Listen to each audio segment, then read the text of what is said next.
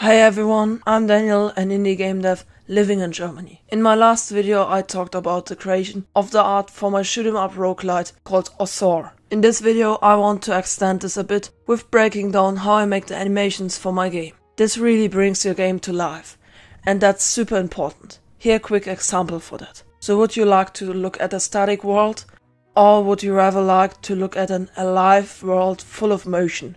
I guess you would like to look at the second one. It's just a feeling that always there's something happening. It just keeps stuff more interesting for longer than with a static space. But now let's have a look at Osore. So I have pretty much everything moving because I use a shader asset from the Unity asset store. And this does all these hand-drawn effects or UV effects in general. The shader asset is called All-in-One Shader Package and it costs around $30. It's just an additional step, but for me it's an effective, easy and fast way to add dynamic things to my game's worlds. Now let's have a look at the actually animated parts. In the background I don't animate any parts, but I still add the shader to it so it moves anyway. So we can skip the background and go straight to the gameplay layer, which means everything that affects the gameplay in any way. For example, the enemies, the player, and spells, which are special action pickups. So for animating the player, I first made a raw and unpolished animation, which means the very simple movement of my body parts. But how can I actually move, rotate and scale the body parts? There are actually many methods you can use for this. You can draw every frame by hand and then you can play these pictures after each other on the timeline, or you can do it bone-based. Here are again two different methods you can do this. The first is that you export your character or creature as a PSB file and then in a software called Spine in the Unity game engine or other softwares or game engines that support this, you then can rig the character using bones. For this you also need to paint weights, which affect what parts of your illustration is affected by which bone. In the other method that I use, you first make a sprite sheet, which is in this case when you take all the parts that make up your character and then you place them separately on the sheet. Then you can export them as whatever file formats you like to, and then in Unity or your game engine of choice, you take the sprite sheet and slice the different body parts. I don't know if you can apply this knowledge to every engine or additional software, as the only engine I worked in is Unity so far. But please tell me if this works in other engines or maybe additional softwares as well. Now let's get back to the animation setup. After I sliced everything up, I set my pivot points of all sprites correctly. The pivot point is a position on the sprite where you move, rotate and scale from. And if you're not sure what I mean by placing them at the right location, I'll give you a quick example. Let's have a look at the sword.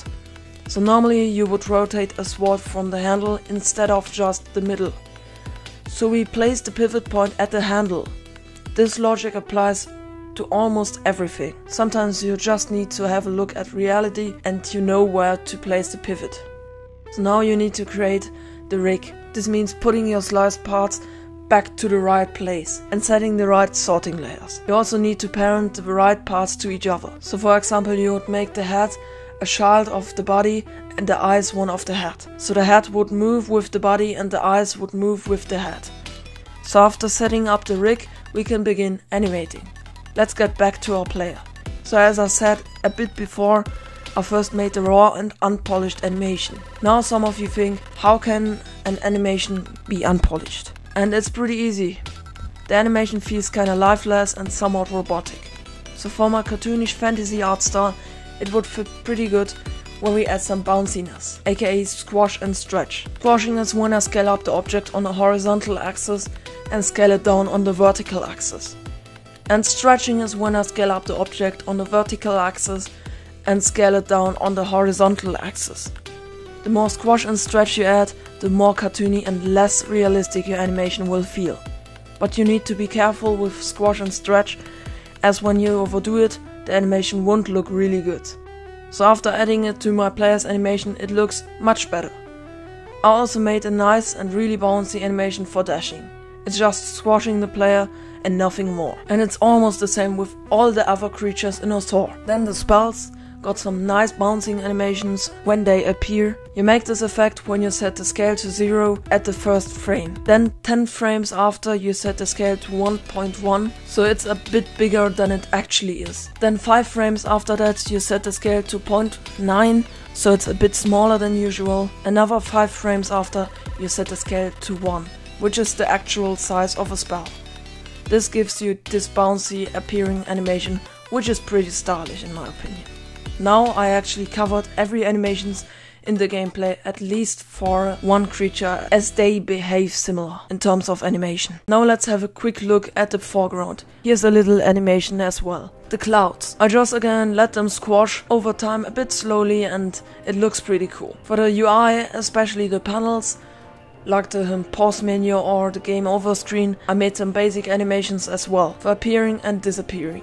But it's almost the same things I told you before. Then I put a few links for you in the description for the all-in-one shader package, or where you can download Spine or Unity. And I hope you learned something new from me in terms of animation, and I would highly appreciate when you subscribe to the channel and hit that little bell so you don't miss any art or animation tutorials or the devlogs for my game Osore. See you next time, cheers.